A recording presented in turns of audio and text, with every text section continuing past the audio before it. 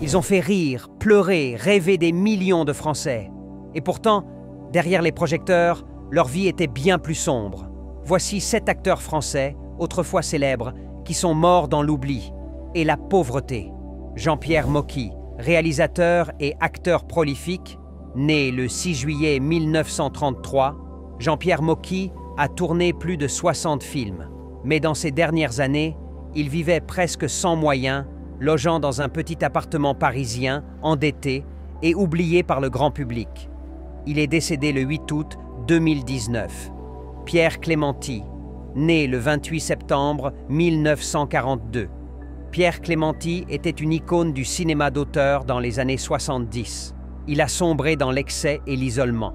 À sa mort, le 27 décembre 1999, il vivait presque sans ressources, rejeté par une industrie qui l'avait autrefois adulé. Maria Schneider, née le 27 mars 1952, elle est révélée dans Le Dernier Tango à Paris.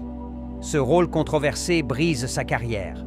Maria vit ses dernières années dans la solitude, les problèmes de santé et l'instabilité financière. Elle meurt le 3 février 2011. Henri Virlogeux, connu pour ses seconds rôles puissants, notamment dans Les Rois maudits, Henri Virlogeux, né le 22 mars 1924, n'a jamais connu la gloire financière. Il est décédé discrètement, sans richesse ni reconnaissance, le 19 décembre 1995. Pauline Lafont, née le 6 avril 1963, elle était une jeune actrice prometteuse, mais sa vie s'arrête brutalement à 25 ans, dans un tragique accident en montagne. Issue d'un milieu modeste, elle n'a pas eu le temps de connaître la stabilité financière que sa carrière annonçait.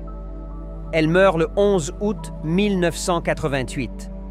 Georges Géret, né le 18 octobre 1924, il brille dans les années 70 avec des rôles marquants dans La religieuse ou Z. Mais il finit sa vie dans l'oubli avec des problèmes d'argent et de santé. Il décède le 7 avril 1996.